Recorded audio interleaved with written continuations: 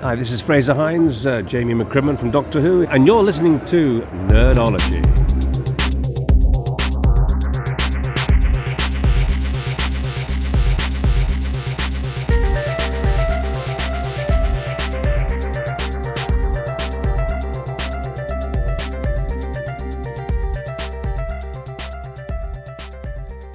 Hi, this is Mark, and you're listening to episode 20 of Nerdology, sponsored by CSO, the cult fanzine. And my guest today is Mr. Erik Stadnik. Hello. Hey, Erik. How's it going? It's going well. Thank you so much for having me on for a third time. Yes, that's got to be a record now, I think. Well, 3 times in 20 episodes starts to become like a bit of a pattern. So, the subject for today's chat, would you like to reveal it to the folks? Sure. It's not terribly dramatic. Maybe you should insert some drum roll or mysterious music.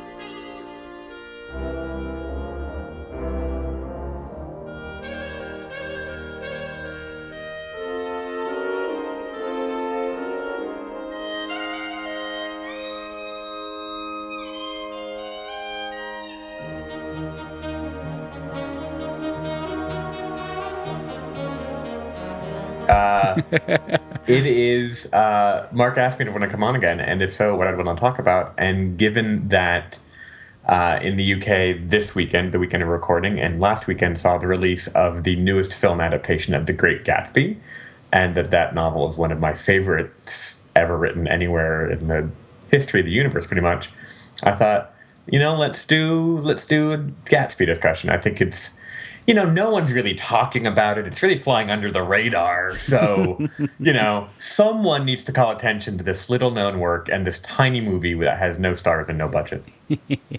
Yeah, well, you got to feel sorry for them, Who's this DiCaprio guy? I've heard of him from somewhere. I think he might be Italian. I'm not sure. Yeah, I think you could be right. Okay, so we're going to do a little comparison. Yes. Between F. Scott Fitzgerald's 1925 novel and Baz Luhrmann's interpretation of said novel. Yes. Now, I'm pretty new to this. I've literally just finished the novel about half an hour before we were due to record. Whereas I know this is a story that's very close to your heart, Erik, and it's something you've enjoyed for many years. Mm-hmm. One thing I thought was quite striking about the movie, I think it's a Baz Luhrmann sort of, how would you describe it? One of his visual tricks is to just throw everything at the screen. Yes. And it's a very sort of primary colours, everything's literally coming out the screen at you because it's in 3D as well. Not entirely sure whether it was really needed to be in 3D. What do you think on the 3D side of things? I went with friends when I went to see it, and they were all fervently of the anti-3D camp. And having seen it in 2D, you could tell what moments the 3D would be perhaps noticed. But like every other movie I've seen in 3D, I still don't get why. It's one of those things that, with the exception of very few moments here and there and a very few filmmakers, it's just adding a layer of depth that really doesn't do anything more than slightly make you notice the visuals in a way that you're not. And I think part of it comes down to, and this is an inherent tension that the movie kind of plays with, and I think ultimately fails or succeeds in some ways, depending on how you feel about. There's a long debate about exactly the balance between how much film is a narrative medium and how much is a visual medium. And this movie goes heavy on the visual side of things for long stretches of it. And some people... And the 3D fits into that. And I think some people who respond very well to the Baz Luhrmann throw everything at the screen sort of technique of visual, scene framing will respond well to this movie. And people who I think wanted the book might have a different reaction to varying degrees depending on how much of the visual nonsense they can deal with. Now, I get the impression you fall very much into the latter camp. I fall very much into I'm trying to forge my own camp, is what I'm trying to do here, because I enjoyed the movie. I will not pretend I didn't like the movie. And there are even times when the movie resonated with me in the same way the book does. Mm-hmm. But by and large, I thought it was the same story being told by a different storyteller. Mm-hmm. And so the best analogy I could come up with is actually one from the movie. There's a moment in the movie, because Baz Luhrmann is Baz Luhrmann, he uses a lot of contemporary music, so there's Jay-Z and all this sort of stuff. And but there's one moment where he does something quite clever, actually, I thought, which is there's a sort of 20s jazz age version of Beyonce's Crazy in Love. Yeah. And that's what this struck me as. That the same process that leads you to do a sort of 20s riff on a song where it's still recognizably the same song, but also recognizably a different thing, is what this movie is. It's, let's take this story, do a variation on a theme, kind of change the key, rearrange some of the things, and present it as our own thing, where it's still clearly Gatsby, but at the same time it is still clearly a new thing that stands on its own and can rise and fall on its own. Mm-hmm. It's very much a tale of the American dream gone bad, really, isn't it? Yeah, I suppose should we, because you have British listeners, and Gatsby is not read there the way it is in America, where it's kind of like one of those books that almost every American high school student has to read as part of their education. So should we do a very basic plot synopsis? Yeah, go for it. Conveniently, it's a very short book, and the plot is very, very simple. There's a narrator whose name is Nick Carraway. He's come to New York in 1922, the summer of 1922, from the Midwest, probably Minnesota, something like that. And he has a cousin and he lives on Long Island Sound, which is a suburban New York neighborhood. And he lives essentially in a tiny cottage surrounded by great houses, and that's a recurring sort of image almost. And across the sound from him on another small island lives his cousin Daisy and her husband Tom.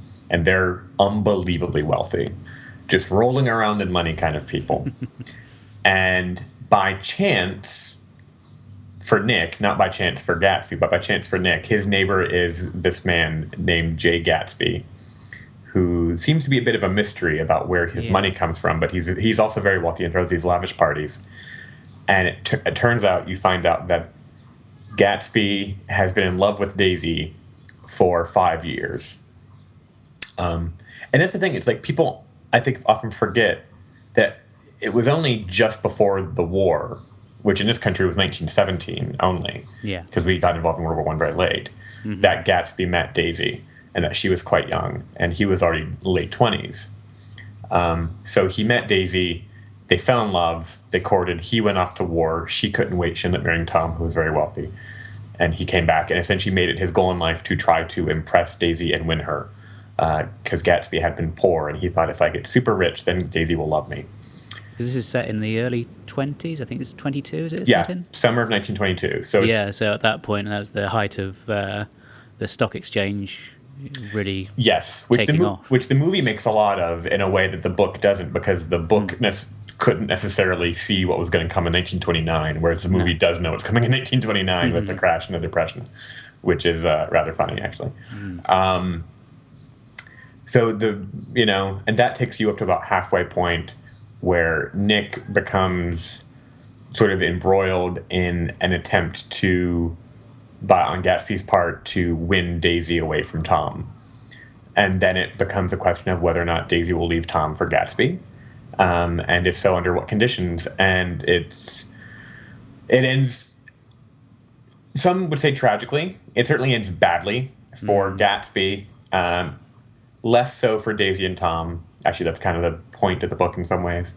Nick kind of then retreats away back to the Midwest after Gatsby is killed in the end, and a few other fairly innocent bystanders also get killed. And the book is in a lot of ways summed up in the final few pages, one description of which is sort of Nick talking about Tom and Daisy, these incredibly wealthy people who are just live careless lives, and they go about smashing into things and destroying them and then retreat behind their vast sums of money or their great carelessness or whatever, and they just don't care. Yeah. And that's kind of, it's like the rich are different from you and me.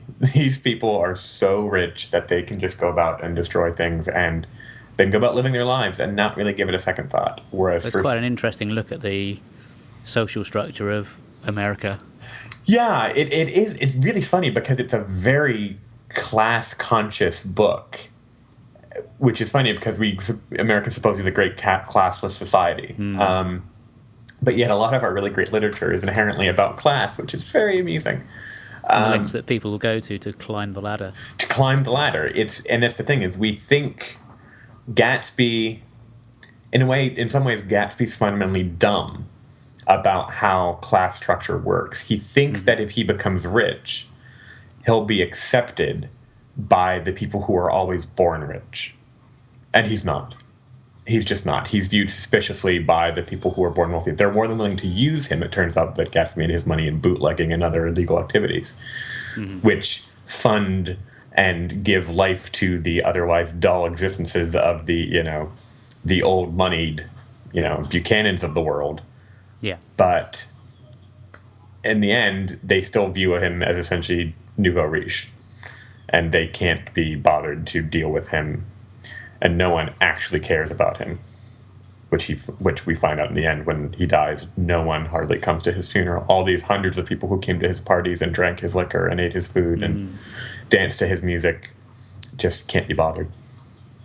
So Gatsby buys this enormous mansion, which looks out across a lake, is it? It's a sound. It's it's a sound. Long Island is a Long Island, and and there are two kind of smaller islands. Picture eggs. West Egg and East Egg. West Egg and East Egg, and Gatsby and Nick's house is on West Egg, and then across the sound, not very far across even, is East Egg, which is where all the old money houses are. And from his house, he can see Daisy's house on East Egg.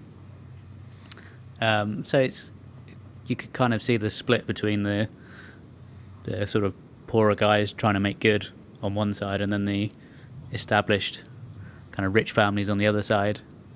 Yeah, no, definitely, and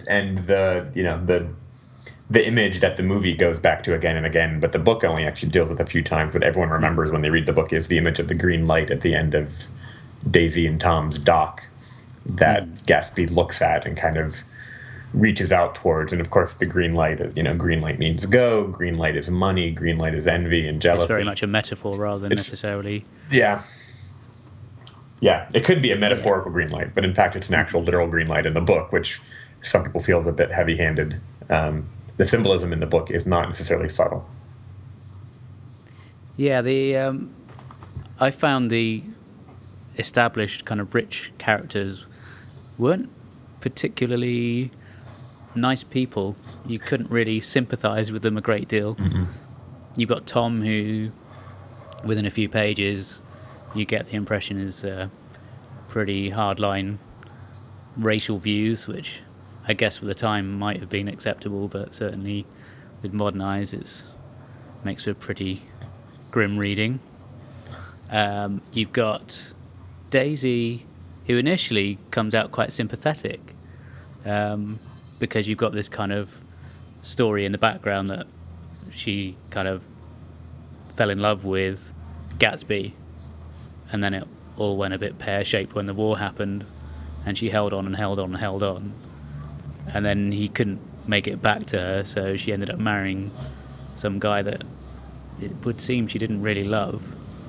So by the end, you kind of get this impression that she's just as shallow as he is, really.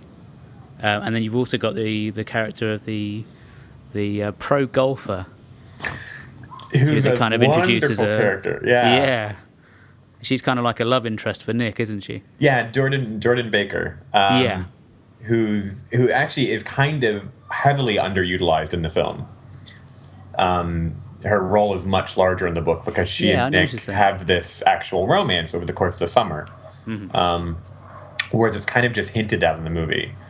It was, I guess they decided even at 2.5 hours and adapting a 150-page novella, essentially Gatsby barely qualifies as a novel in length.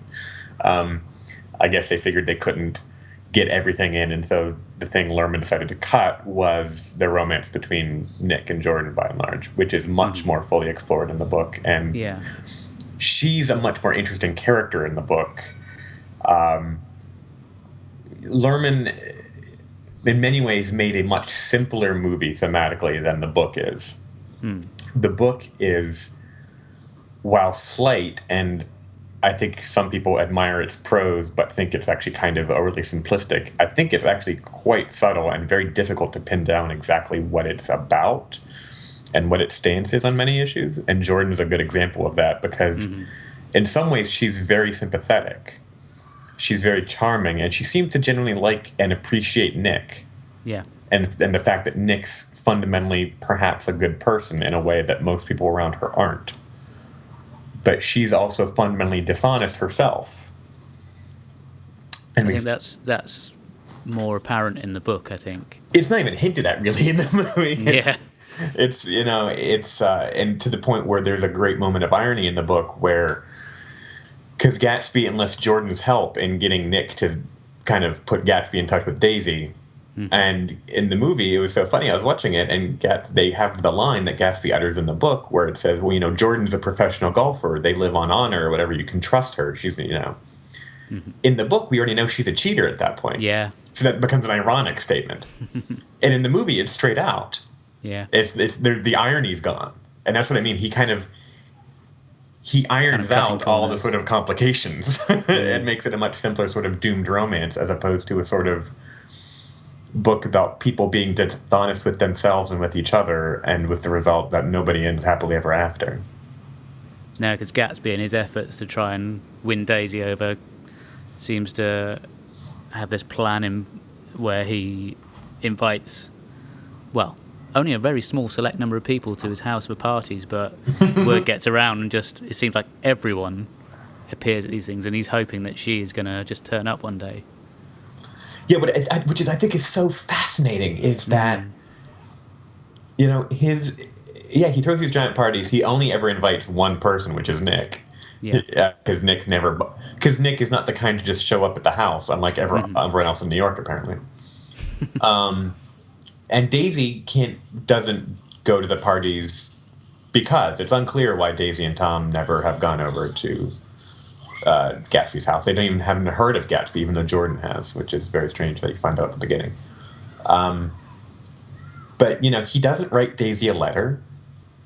He doesn't do any of the. It's almost like Gatsby's determined to set himself up and then make Daisy come to him. He is not going. He's not willing to say, "Hey, Daisy, I made good. Here I am now." He wants her to discover him somehow. And I kind of love that it's not odd, it's kind of, I think, understandable, very selfish streak to his love for Daisy that pops up again and again. And I think it's first hinted at there that he throws these parties assuming Daisy will at some point just wander in the door. And it takes him a long time to realize he's going to have to take some action if he ever wants to see her again, aside from just sitting there and being glamorous and waiting for her to show up. And there's a scene which kind of sets up the chain of events, which is in the book and in the film, where Nick gets invited to dinner at Tom and Daisy's house, and there's a phone call partway through dinner, and Tom has to get up to take the call, and it gets very awkward. There's a sort of tense silence, and you can see that Daisy's not happy. The next thing you see, she storms off, and they have a bit of a row, to which they both want to try and listen in. And it becomes apparent that Tom's having an affair, which kind of pushes the story along a bit more, opening up the possibility that, if he's being unfaithful, gives you that little bit of hope that maybe something will happen for Daisy to give her a happy ending, but it's a lot more complex than that. It is, and I think you do hit the nail on the head there in a funny way. It's like the introduction so early. It's chapter 1 or 2. I forget exactly. Must be chapter 1 because chapter 3 is the party. Chapter 2 is the afternoon with Myrtle. So it must be chapter 1, the dinner. Of only 9 chapters. It's very formally structured. Yeah. Fitzgerald kind of, and the movie, which follows it essentially beat for beat in this area, presents Daisy fairly sympathetically at first. Tom going on this racist thing, and Daisy kind of bemusedly but clearly disapprovingly talks to Nick about it on the side and says, he's become very serious and he's reading these big important books, and kind of saying that he's an idiot, and we both kind of know that he's an idiot. Yeah. And then we find out Tom's cheating, and that Daisy's genuinely hurt by it and isn't sort of, she has a speech about how she's seen so many things, and they did cut one line that's in the book that's very famous where she says, "God, I've become sophisticated," which is a wonderful sort of way of Daisy just saying, I've seen too much in a way, even though she's only 22 years old, which, God, that's young. Yeah.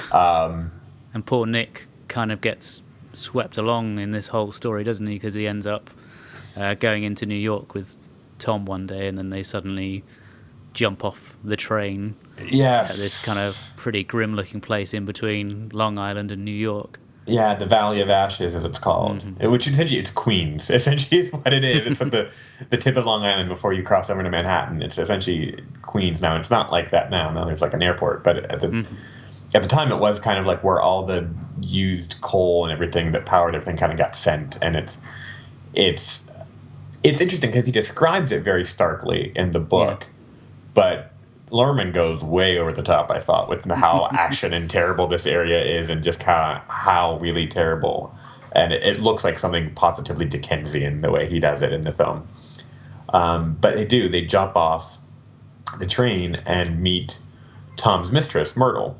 And the fact that Tom, who went to college with Nick but was never super close with Nick because they're very different kind of people, and Nick is Daisy's cousin, second cousin, is more than willing to say, "Hey, I want you to meet my girlfriend," just shows how little Tom cares about certain social niceties, like keeping your mistress secret. He just doesn't care much. He wants to show her off. I think that Nick will be impressed. I think he wants to impress Nick with how manly he is, by how womanly and vivacious Myrtle Wilson is. Myrtle, who's married to a local garage attendant who keeps wanting to buy Tom's old car. Yeah. And it's just he's a sad sack. He's such a sad sack. But a very religious sad sack, which is an interesting twist. And they go and they grab Myrtle and they go into the city for the day. And Myrtle calls her sister over and some neighbors because, of course, there's an apartment on, I think, Central Park West, but in a fairly nice neighborhood that Tom keeps for Myrtle for these sort of afternoons. And they have this completely raucous party that in the movie is unbelievably raucous. Yeah. Because everything that's big in the book is huge in the movie, is how he tends to do it. And so it's a very strange sequence because it's just sort of, why are we spending so much time with these really terrible people? But it's actually, I think, one of the times where, while I think it's undeniably over the top in the movie, it fundamentally gets at what the feeling of that afternoon must have been like. Yeah. Where it's just sort of booze everywhere and loudness and tempers flaring, and in the end, Tom slaps Myrtle and, breaks her nose or something, and there's blood everywhere. And at that point, Nick and, the guy who lives next door, who's a photographer, kind of sneak out and possibly have sex. It's a bit vague. Wow, that went right over my head. Well, the thing is, it's not in the movie. They kind of tweak it in the movie so that Nick at some point just passes up and then wakes up at home. Yeah. Which in the book he clearly says there is a point where he's not telling us what happened, and then he says, "At that point, I left and I went and I got the 4 a.m. train." So, we know how he gets home in the book. Whereas in the book, it's sort of, it's sort of vague because open to interpretation. It's open to interpretation, yeah.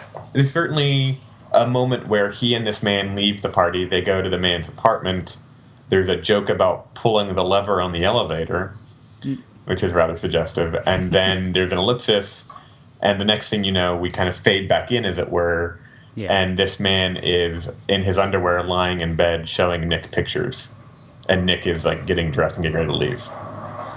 Maybe they just took a nap together. Who knows? Yeah, of course. But it seems that... But it's a weird hedonistic sort of anything goes sort of afternoon. And it's really, in a terrible way, and I don't like this phrase, but it's, I think, the best way to describe it, it's an example of Tom, the super rich guy, slumming it with the poor people. And how did you feel the casting went with the film? Do you think they chose well? I think by and large they did, for the vision of Gatsby that Luhrmann wanted to make. I think the casting of Tobey Maguire as Nick is not necessarily true to the book, but it's true to the vision of the book that Luhrmann had as a sort of fairly wide-eyed, innocent young man, which he's just decidedly not in the book at all. He's much more worldly in the book than they allow him to be in the film. Like, he fought in the Great War. Yeah. We can't, Tobey Maguire does not look like a World War I veteran. No. He just never believed that he was in the trenches. But Nick was. He's a bit hard in some ways. But for the sort of softer version, he's quite good. I thought Joel Edgerton, who played Tom, was possibly the best casting. Because there's something undeniably masculine and attractive about him, but at the same time, he's kind of repulsive in the role. Yeah. You don't want to be around him. And his sort of swagger is really unsettling. And then you have the kind of two at the center where you have Daisy and you have Gatsby himself. And Gatsby is always something of a cipher in a large way, and so is Daisy, to varying degrees, and you kind of have to fill in what you think their motivations are at sometimes. And I don't think probably anyone in Hollywood could quite pull that off as well as Leonardo DiCaprio. He does a pretty decent job, I have to say. He really does. I don't agree with all the choices the director and the screenwriter made, but Leonardo DiCaprio is fundamentally a weirdly... Like, at this stage in his career, you're just so used to seeing him that you kind of don't quite ever believe him as anything. But at the same time, he's very earnest and genuine. And so there's this weird tension with him that you never quite believe anything he's saying, but you go along with it anyway. Which is 100% perfect for Gatsby. Nick is constantly trying to suss out what of the crazy stories Gatsby's telling him is true and what is completely made up nonsense. And Leo kind of sells that very well. Where he's definitely got the that sort of personality that draws people in, and I think that's quite a key thing with the Gatsby character. It is, which the director does a very over-the-top job of introducing the Gatsby character in a sort of hero, old-timey movie moment with the crescendo of Rhapsody in Blue, and it's way bigger than it is in the book, but Well, if you're going to set a film in the 20s in New York, you've got to have a bit of Gershwin. I don't know. It's, as a Woody Allen fan, I'm just, that music is always going to be the opening of Manhattan, and I'm sorry, you can't use it for anything else. And there are some very interesting musical choices in this film. There really, really were. That one being one of the few I really enjoyed. Everything else just kind of either faded into the background or didn't quite work for me. This thing that he does of using modern music, as if it were popular at the time. Yeah. It just doesn't quite work for me. It's a little bit hit and miss. It is very hit or miss, and sometimes it almost felt borderline offensive in some weird way. In the same way that, I don't know, because it feels, it's very strange for me to describe exactly why it never quite feels right to see a room full of a bunch of white people dancing to hip-hop, but it never quite does. It always feels a bit like we've sort of taken an oppressed minority's cultural legacy and made it our own, so we can dance to it. And it's a bit unsettling sometimes. That saying, I will dance to Jay-Z anytime, any place. So, who am I to judge? And then, of course, there's Carey Mulligan doing a very commendable American accent. Who, Oscar-nominated Carey Mulligan, British actress, who is also in Doctor Who, of course. Yes, Sally Sparrow. Yeah, Sally Sparrow, who is an interesting take on Daisy. Daisy and Gatsby's relationship, even Fitzgerald admitted, is sort of not fully fleshed out. You have to read into it why they love each other, or if they actually do love each other. I tend to think they don't actually love each other, really, but that they think they do. But that's me. She brings a sort of... This Daisy is not dumb, and no one could ever accuse her of being dumb. Whereas some Daisies, or some interpretation of Daisy, I think, do come off a bit stupid. And whereas I think this Daisy, Carey Mulligan's interpretation, is she's aware of how ridiculous her life is in some ways, and she's aware of how much of an object as opposed to a subject her husband and society at large see her as. You can see her dilemma because she's obviously in this marriage which is not everything it could be, and then she's got this opportunity with someone she had affection for years ago, and then that seems a little bit iffy as well, so you can see her sort of, she's kind of very undecided on it, and it's obviously it causes some pretty major problems later in the story. Yeah, and her dilemma is it's very interesting because she is willing, or at least she says she is, and I'm inclined to believe her. She's willing to run away with Gatsby, just take his money, and they can deal with Tom from France, or they can just deal with it. Yeah, kind of in her normal "I'm a rich girl, I'll figure it out later" kind of way. And Gatsby's super wealthy, so why not? But Gatsby demands to essentially for her to... Yeah, that's not enough for him, is it? It's not enough, no. See her tell her husband that she never loved him. That she never loved him, and they have to go back to Louisville, Kentucky, which is where she's from, and get married from her parents' house, and have it as if this whole past 5 years just never happened. And in a way, that's obviously Gatsby trying to recreate the past, which in a famous line from the novel, he says, "Of course you can recreate the past." And Nick's like, no, totally you can't. But it's also him not allowing Daisy to be a full person. The past 5 years, just as much as they happened for him and he learned and grew and became a different person, so has Daisy. She has had a child, if nothing else, in the intervening period, and has been married to this man and has done all this stuff and seen all these things. And Gatsby, making her essentially trying to renounce that entire life, is trying to make her in some way renounce her own personhood and say, you're not entitled to have had these feelings. You have to have only been this perfect ideal object. And she's like, I can never do that. And she said, I love you now, isn't that enough? And it's not for Gatsby. It's just not. Which is really stupid of him.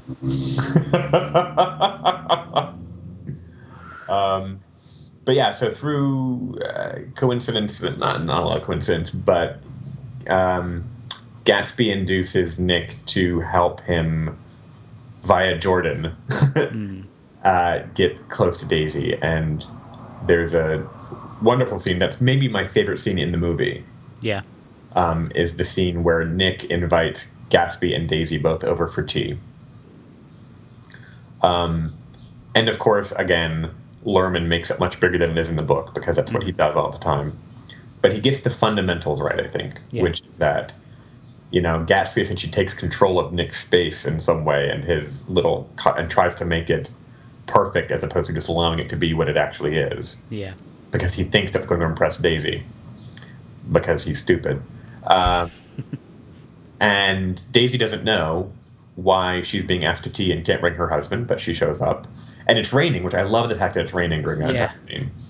That it's this rainy, miserable summer day that they kind of rekindle this romance. But they do, essentially, as soon as they see each other, Daisy and Gatsby, within a few moments, after a few half starts from Gatsby because he's a terrified, nervous person, which I like. And Leonardo DiCaprio sold that very well, I thought. The Business of the Clock I thought was great. Business of the Clock, which is just such a wonderful little, like, painfully obvious small talk sort of thing in the book, is just handled really nicely. And him, like, leaving the house and walking around in the rain so he can come back in as if... Yeah. So it didn't look like he'd been waiting for Daisy, which in fact he'd been waiting for Daisy. That was also handled very well. And this is actually... Several reviews that I read before I saw the film, and I kind of agree with them, all said... If you can make it to the first giant party scene at Gatsby's, to the point where the movie settles down, which is about now, then you're good to go. Like, if the movie loses you before this happens, it's never going to get you back. But if you can hang on through all the crazy excess of that giant party scene and that afternoon party at Myrtle's apartment, then you'll be fine. And you might even start to form the movie, which is exactly what happened to me. Essentially, I held on through the excess of the party scene and found myself being charmed by the tea scene, which is what's supposed to happen. And they go and they rekindle this romance. And Nick is there partly because we need the narrator to be around. Yeah. It's a slight structural problem in the movie that Nick is there for a lot of stuff that he doesn't need to be there for. But it also... kind of, I think, allows Daisy and Gatsby to kind of pretend like they're not having an affair. Yeah. It allows them to pretend that they're just talking and they're just friends. You know, Nick was there the entire time. Nothing inappropriate happened. And so in the book, what is a lovely afternoon of tea and then a tour of Gatsby's house becomes a fairly amusing romantic comedy-style montage almost in the movie, where it seems like the longest afternoon in human history, and they do everything in one day. Yeah. They go sunbathing and they take his motorboat out, and then they do a tour of Gatsby's giant mansion, which includes probably the one scene that everyone who's ever read the book remembers, which is Gatsby showing Daisy all of the shirts that he has sent over for him by a man in London. And Daisy starts crying. And in the book, it's simply that she starts crying, and then she says... and then she starts laughing. She's like, I've just never seen such beautiful shirts. Or she's laughing and then crying, but she says, I've just never seen such beautiful shirts. And it's left to the reader to figure out exactly why she's crying. Like, it's implied, I think, that she's crying because, she's finally realizing... Through Toby Maguire's narration, there's no doubt left. Yeah, no. Whereas in the film, it is very clear how you're meant to read this, and you're meant to read it as her regretting all the time not spent with Gatsby, all the hours, all the days, Whereas I think it's actually much more interesting to kind of think about it in other ways. It would have worked better without it, I think. I think so too, because my own personal reading is that she's crying at least partially because here is Gatsby throwing her all these possessions, all these shirts as like evidence of his wealth. And she's kind of crying, at least maybe because she realizes for the first time in her life how meaningless these things are. And that this was the stuff that she married Tom because he had and Gatsby didn't. Yeah. Or maybe it's even she's crying partially because already at that moment she knows that Gatsby doesn't get it. The fact that he's showing off and ostentatious with his wealth by throwing all the shirts means that he doesn't understand what it means to be wealthy. Yeah. To understand and that he's never going to get it. And in the end, he never does get it. And that's his problem, is he's never going to be old money. He's always going to be nouveau riche and not quite understand and say the wrong thing. Which, I think all of those are valid interpretations. And maybe it's all of those at once, whereas in the movie, it's very clear. Yeah, it's not left to any doubt.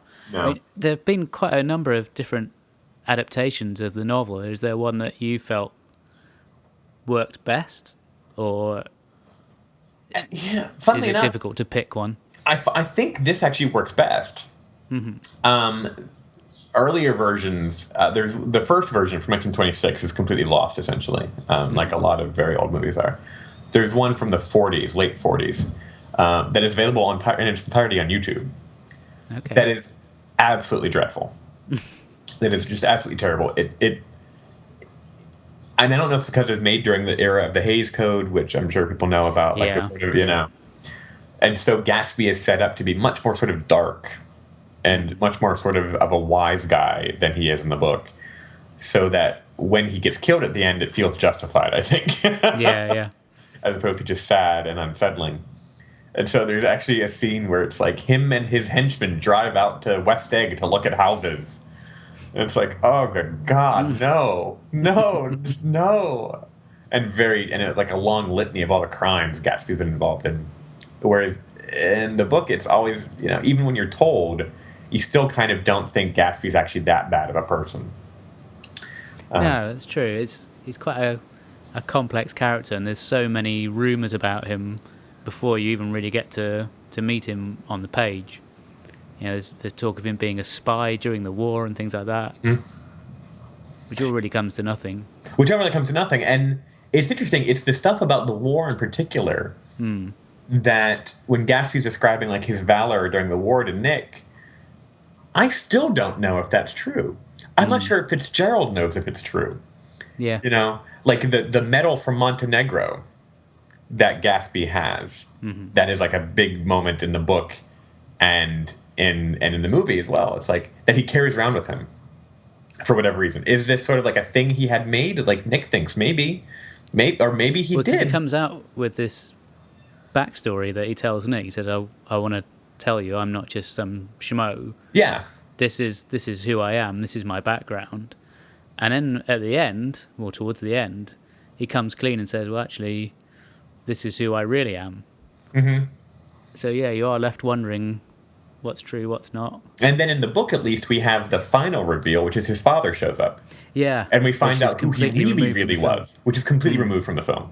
Yeah. Which is completely removed from the film, which is very upsetting, actually, in some ways, because it's one of the most wonderful scenes and complicated in the book. Is his father shows up, and we really get a sense of who he was as a kid, as a young person, before he became Gatsby, because his real name was James Gatz. Yeah.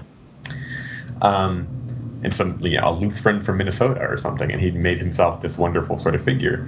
But I still don't know if the story I know his explanation of being in Oxford is probably right. Does that mean he did have some meritorious service? I mean, he seems like a fairly brave kind of guy.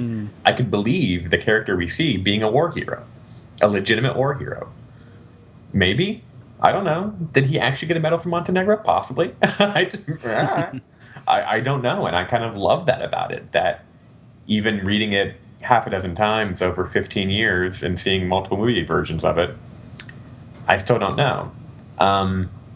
And that's the thing that none of the film versions quite capture, is the layers and the nuance. The Robert Redford version, which I finally forced myself to watch most of in preparation for this, it's as bad as you've heard. Largely due to some weird casting choices, and also just it's lifeless. And the one thing Gatsby shouldn't be is lifeless. It shouldn't feel dead. It should feel very much alive, like Myrtle, vivacious and alive. Yeah. And if Lerman errs too much on the side of the vivacity, then I'm going to allow him that, as opposed to fault him for that, because a dead Gatsby is there's just no point. You definitely get a good impression of the whole decadence of the period. You definitely do. And how... and you do definitely get a sense of how little it matters to Daisy and Tom and how much it matters to Gatsby. Yeah. The movie kind of elides over how much or how little it matters to Nick. I think it matters actually very little to him in the end, all this stuff, which is why he ends up moving back to the Midwest at the end after the whole affair with Gatsby ends. But Daisy and Tom, fundamentally, they're so used to it, they just don't care. They just don't care. And Tom didn't fight in the war. No. Was never affected by that. And it's not like World War II. World War I was very much sort of a thing that happened over there in this country, and only a small number of men went to, comparatively speaking. So it's very easy for someone like Tom not to have served. Doesn't have the sort of formative experience, was a golden boy at Yale for his athletic achievements, and then kind of was just super rich and married Daisy, and they had a kid, and now he has a mistress, and life is just sort of whatever Tom wants it to be.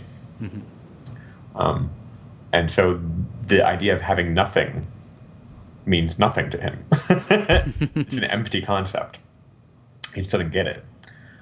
It struck me a little bit. It was kind of similar, not entirely, to something like The Talented Mr. Ripley, where you've got a character who's so desperate to be accepted by a peer group who are Yes. more wealthy, and you're trying to be something you're not, and it just ends up backfiring. Yeah, I've never made that connection before, at least logically, and that's 100% right. I think what Highsmith is doing with telling Mr. Ripley and is sort of like, what if Gatsby were just full on evil or full on sociopath? What if he just didn't care about hurting other people? Then that's what he would do. He wouldn't just try to be like Tom. He would kill Tom and pretend to be Tom, or he would properly kill anybody who might be able to divulge a secret because he wouldn't care. And I think that's exactly right. I think Ripley is a sort of dark, evil, twisted version of Gatsby, and it's this American both fear of and respect for and disdain for and hatred toward the self-made man. Mm-hmm. And the suspicion that they probably cheated or did something wrong along the way, our sort of envy of and our hatred of inherited wealth. All these things kind of keep permutating, and Gatsby is kind of like the first and best permutation of them in some ways, but Telling Mr. Ripley is a later and darker permutation of really the same ingredients to some extent, with this sort of homoeroticism level kicked up a notch or two. Because there's a weirdness between Nick and Gatsby in the book that's even stronger in the movie, but it's never quite spoken of out loud.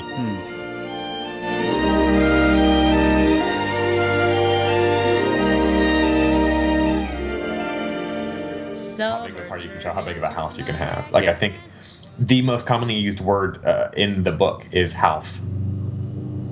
It's weird. Apart from sport. Oh my God.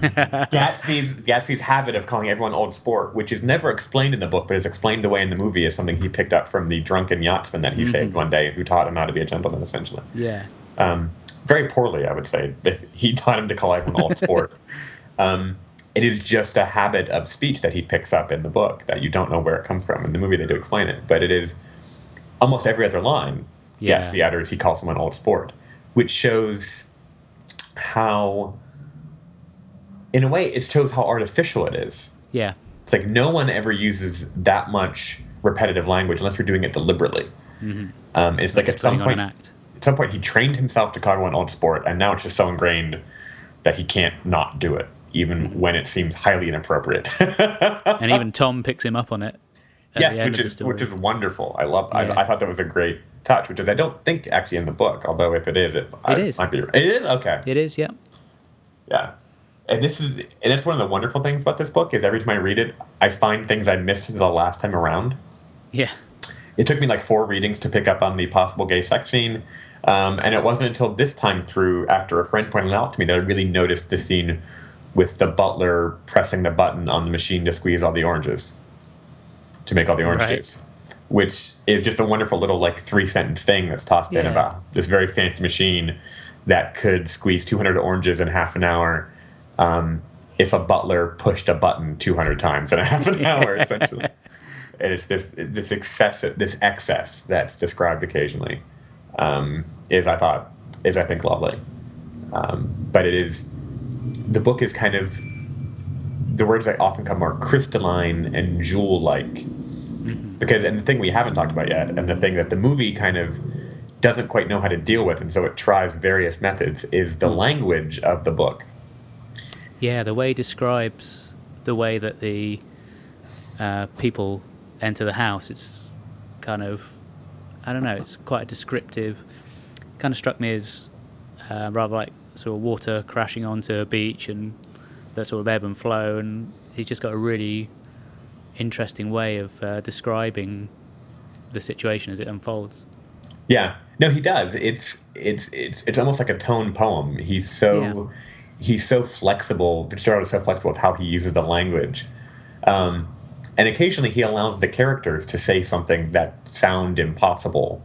Mm-hmm. The most famous one, which is something that's actually cut from the movie, is that Gatsby says to Nick that Daisy has a voice full of money, that her voice is full of money. Mm-hmm. I don't even know what that means, but you can hear it. Yeah. You can hear it in your head what that would sound like, but if you could you couldn't articulate what that meant. And it's that sort of flexibility with the language that a poet has, and really good novelists have, and that Fitzgerald has, and is all through this. His use of imagery as well, the whole thing with the billboard with the pair of eyes staring out. Yeah, which is the eyes of Dr. T.J. Eckelberg, which overlook the Valley of Ashes and are meant to sort of, well, if you believe high school English class, they represent like the eyes of God and the fact that no one's deeds go unseen. But what I think is so interesting about that is I think that's a fundamental misreading of that image. Okay. In some ways, and let me present my brief case, is that billboard's introduced as having been kind of old and decayed. Yeah. It's not new anymore. It's old, and it was put up at some point in the past by some forgotten oculist who's had an office in Brooklyn or something. Nobody knows anymore, but it's just kind of still there. It's this vestige. And so it's these eyes are a vestige of a system we used to have where we believed that bad people got punished and that God was watching it all. Because when you think about it, what the eyes see is after a very bad afternoon at the Plaza Hotel, Daisy is driving a car that Myrtle thinks belongs to Tom. Myrtle runs up the street, and Daisy, even though Gatsby tries to prevent it from happening, Daisy hits and kills Myrtle Wilson, Tom's mistress, in a fortuitous series of events. This causes George Wilson, Myrtle's husband, with a movie some prodding from Tom, which is not in the book. No. To find... It gets mentioned at the very end in as much as he kind of suggests, because he sees Tom in the street, doesn't he? Yeah, there's a much subtler in the book about how much Tom, whereas Tom was heavily involved in saying Gatsby was having an affair with your wife and you should go and kill him because he ran her down. Yeah. And so George goes and he kills Gatsby while he's floating in his pool on a little life preserver thing. And then he kills himself. And it's sort of, okay, so if the eyes of God are watching all this, then why is it all the people who never did anything wrong to anybody, or relatively speaking, are the ones who get killed? Yeah. Daisy's the one who kills somebody by driving recklessly. Yeah. She and Tom swan off at the end. They go back to hide behind their carelessness. And I think it's a fundamentally moral book in the sense that we're meant to judge these people, but at the same time, it's not pretending that God is going to swoop in and fix everything. It's sort of this very 1920s, post-World War I, the old moral structures, the way we used to think about things, are a vestige, like this billboard. There's a line that struck me at the end where Nick is talking to Jordan, and they'd had a conversation previously about her being a bad driver. Yes. Yeah, that's a great passage because they cut most of that relationship is missing from the movie. Yeah. Where they talk earlier, and she says, well, I can be a bad driver as long as no one else is a bad driver. And he says, well, what if you meet another bad driver? Yeah. And in the end, she says, well, looks like I did. Yeah, because she accuses Nick of having been a bad driver. Yeah. Which I don't know how I feel about that. It's an interesting and fairly complicated relationship Jordan and Nick have, in that Nick is constantly saying that he's a good person. He says that he suspects himself of being fundamentally honest, that he doesn't judge people, like all these things that kind of he tells us outright as the narrator that kind of encourage us to believe him more. Yeah. But then he tells us that Jordan thinks he's a bad driver, metaphorically speaking, obviously. It's like, is there something he's not telling us about how he and Jordan conducted the affair that they had? We do know that he has a girl back home of some kind that he's writing. He's writing letters to, saying that he loves her when he doesn't, and that he feels like, because everyone thinks he's going to get engaged to her, but he has no intention of doing so. So there's a little bit of dishonesty, at least in his character, it seems. But how much is always the kind of giant question when you read The Great Gatsby, is everything is filtered through Nick's eyes. How much do you believe? Is he a reliable narrator? Is he yeah, and he's like he's the standard example in American English classes of like an unreliable narrator is Nick Carraway in The Great Gatsby. Him and Holden Caulfield from Captain the Rock. And the movie goes even one step further with this by adding the thing that I hated the most about the movie, and I really wish they had just not done it. I understand why they did it, but they add this framing device where after the affair in New York, Nick has gone back to the Midwest and essentially has become a morbid alcoholic and depressive and suicidal. And he's in an asylum, and his therapist encourages him to write down the story of what it is that's bothering him and to get it out. And so essentially Nick becomes Fitzgerald, who was, in fact, an alcoholic and had a lot of psychological issues during his time. And he ends up writing the novel, the book, The Great Gatsby, that he even titled at the end. Yeah. You see him writing the title page, this is Gatsby, and then he adds above it, The Great, which is just sort of like silly. I thought it was just unnecessary. I did too. I know why. I really know why they did it, is because I think moviegoers have gotten to the point where we don't buy a lot of voiceover narration unless there's a justification for it. Yeah. So this was their justification for it. And you cannot, so much of what makes this movie, or so much of what makes the Gatsby story sit in our memories the way it does as this kind of like cultural touchstone, is not what happens. It's how Nick describes what happens and what is said about what happens. It is the idea of the boats being born ceaselessly back into the past, which that's not said by a character. That's the last line that's said by Nick, the narrator, directly to the reader.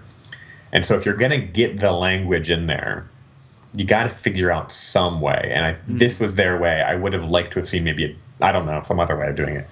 But, I'm not a screenwriter. But it felt ham-fisted. Yeah. It also, I think, put Nick too firmly in the side of being on Gatsby's side in the whole story. Yeah. Kind of the side of the poor, as opposed to what's actually there, which is Nick is kind of on the side of the rich. And there's like one sentence that always gets me that the movie just ignored because they didn't want to didn't want to deal with it, I guess. It's a big moment, and it's in the movie. They go at great lengths in the movie to talk about, he constantly refers to himself as a writer. Yeah, which is not really in the book, and like Tom's calling him Shakespeare and things like that. Yeah. He was the writer and Tom was the athlete. But I found the passage I was thinking of, and it's this moment, the last time Nick sees Gatsby, the night essentially Gatsby tells him his truth about his past, and the thing about the drunken yachtsman saving him and then renaming himself Jay Gatsby and going off to war and loving Daisy and all these things, and getting into bootlegging and a little bit of bond sales. After all this night, kind of waiting for Daisy to come after Gatsby has helped cover up the fact that Daisy killed someone, and Daisy doesn't call, and Daisy isn't going to, and Nick knows this. Nick goes away. And this is Nick speaking. We shook hands and I started away. Just before I reached the hedge, I remembered something and turned around. "They're a rotten crowd," I shouted across the lawn. "You're worth the whole damn bunch put together." And it says, "I've always been glad that I said that. It was the only compliment I ever gave him because I disapproved of him from beginning to end." And that's the thing, is the movie made sure to add that line and to add Nick saying, "I was happy I did that because I'd never complimented before." But the book says flat out, "I was happy I did it and I'd never given a compliment before because I disapproved of him." The entire time I knew him, as I never approved of what he was doing or who he was. And I thought, that's a layer of depth to this character and his relationship to this nouveau riche guy, that fundamentally he still disapproves of him, that the movie just erases. That is why I'll never be able to just say, skip the book, watch the movie. I just can't do that, because it's just, I think it just misreads the novel in a lot of ways. I'm really glad you chose it, because I've really enjoyed reading it. I found it something that I couldn't really put down. Once I got going, that was it. I was just glued to it. Very beautifully written, and thankfully for me, with my really appalling ability to sort of tune out and go off and do something else, it just kept my interest. It is surprisingly engaging for something that's written in a very, some would say, florid style, and has surprisingly little actual narrative momentum. You're halfway through the book before Daisy and Gatsby even meet, and then they only have a very brief affair before everything kind of comes to this head in this terrible incident at the Plaza Hotel where they all kind of get drunk together on a hot day and Nick and Gatsby Tom and Gatsby have a fight about Daisy, and Daisy essentially admits that she can never love Gatsby the way he wants her to. And then they kill Myrtle, and George kills Gatsby and kills himself, and then the rich people go off and live their rich lives. And that's all that happens. That's the whole book. Even read aloud, there was a very popular theatrical production called Gats. That was just a sort of staged reading of the entire novel. Even it, read aloud and kind of with some action thrown in, only lasted about 6.5 hours, which is, yes, a long time to be at the theater.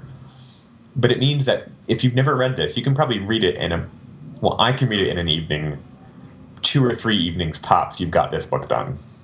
Like, it is short, it is compact, it has an amazing amount of detail and richness to the language, but at the same time never makes you feel like you're slogging through. Yeah, I mean, even though it's a relatively short book, there's a lot of detail in there, and you really invest in the characters. So since this is your first time reading it, I'd be very curious because it's been so long since I've read it for the first time. Who did you like? Who did you, quote unquote, root for in the book? Who did you want to see turn out well? I kind of felt Nick was probably the most sympathetic character, as you say, because it's told from his standpoint. You wonder how much of that is filtered through his perspective. Yeah. I mean, you said before, Jordan's a fantastic character. She's not the most likable character, but there's some great beats in there, some great story beats, and some great moments. Yeah. So they're all interesting characters, but yeah, certainly,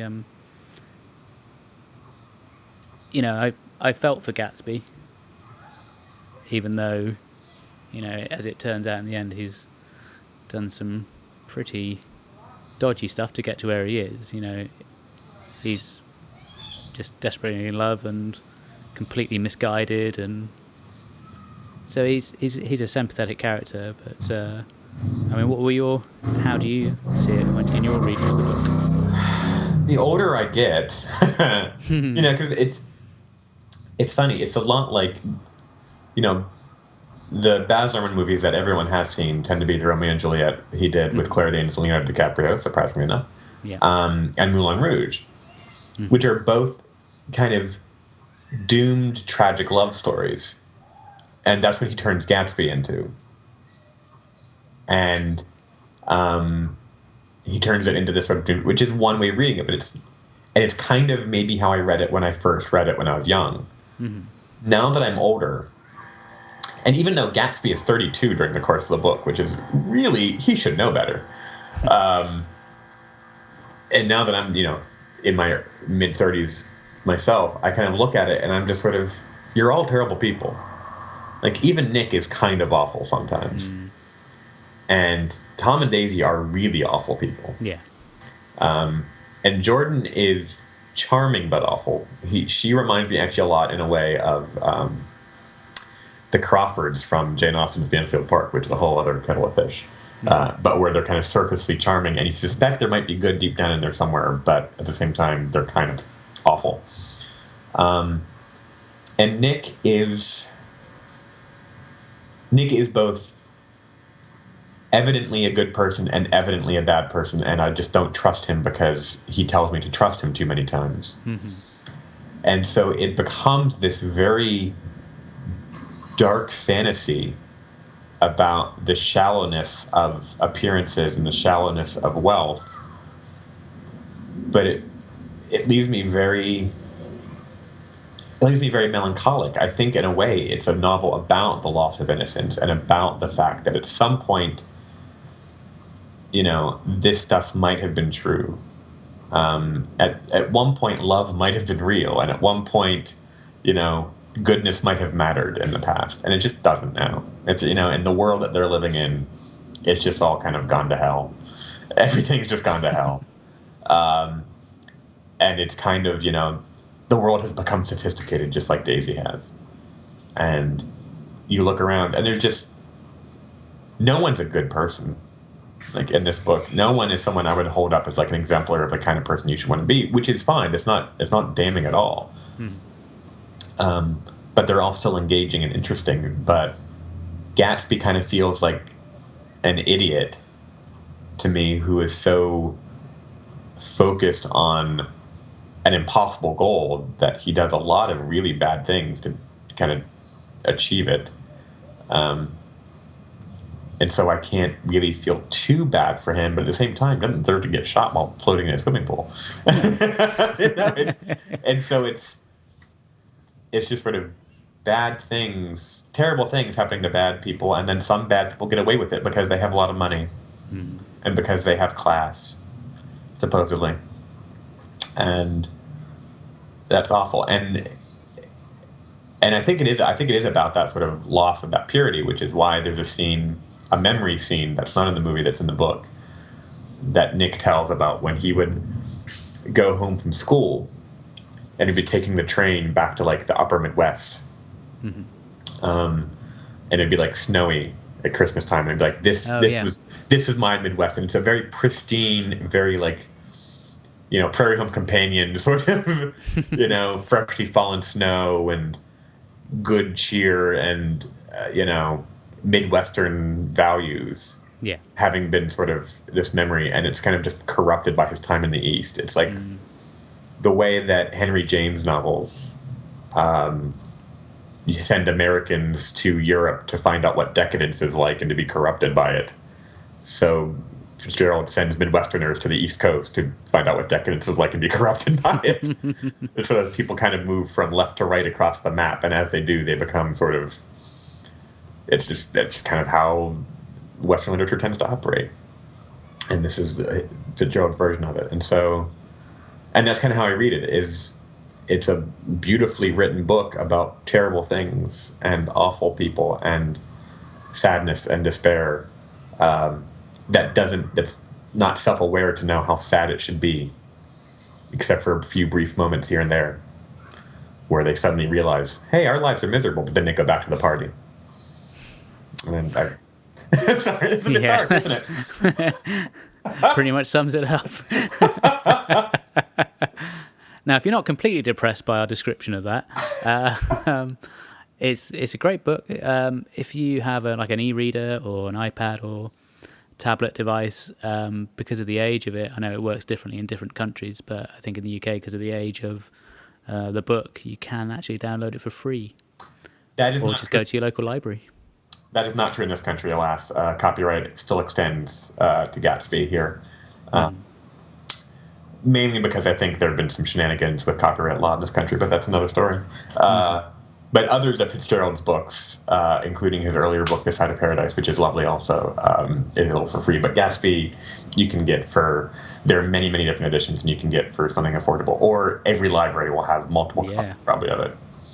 And it's been in print continuously since it was published in 1925. And my copy, I don't know why, I don't even know where I got it, is from 1953. And originally belonged to a Dr. James O. Trent in Lexington Park, Maryland. I've had this so long, it's a hardback copy. I don't know when I got it or how I got it, but if you can get an old copy of Gatsby, it even feels better somehow. Then it does. It kind of reminds you that this book has been read and thought about and affected people in this country at least for 80 years now.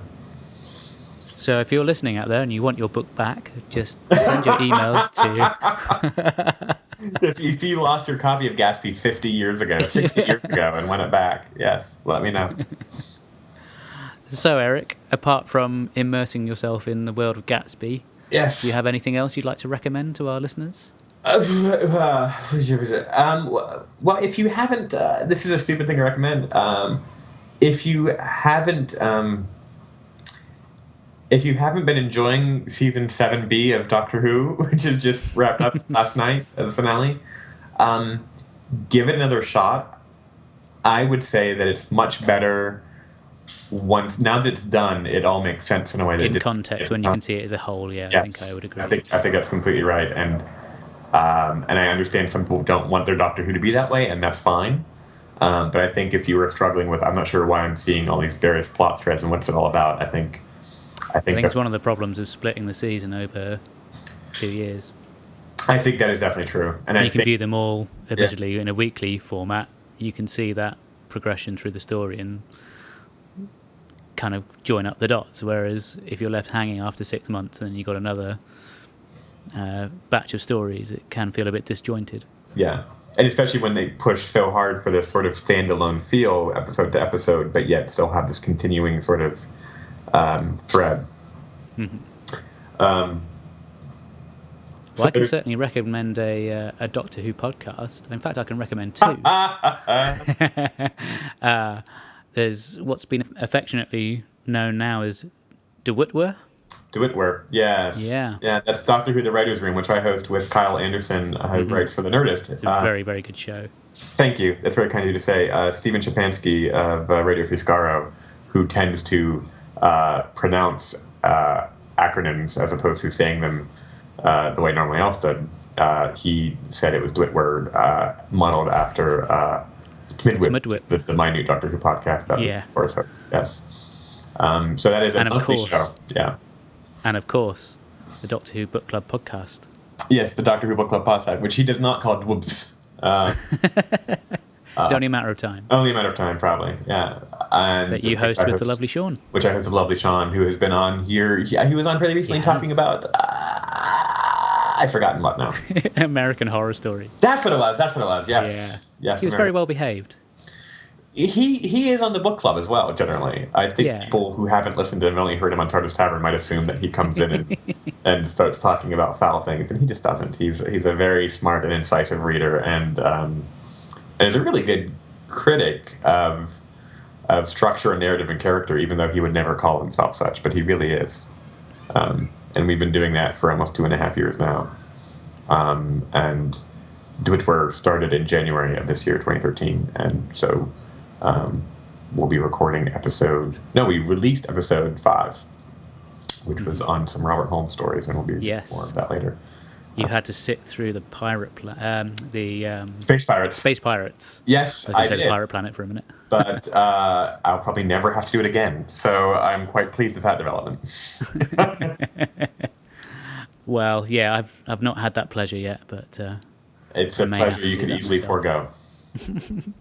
My own personal recommendation is, well, it may not still be available at the time this actually goes out, but there's a really interesting BBC Radio documentary about Giorgio Moroder, who was a very influential figure in the electronic music scene. Oh. And produced the likes of I Feel Loved by Donna Summer, and great song.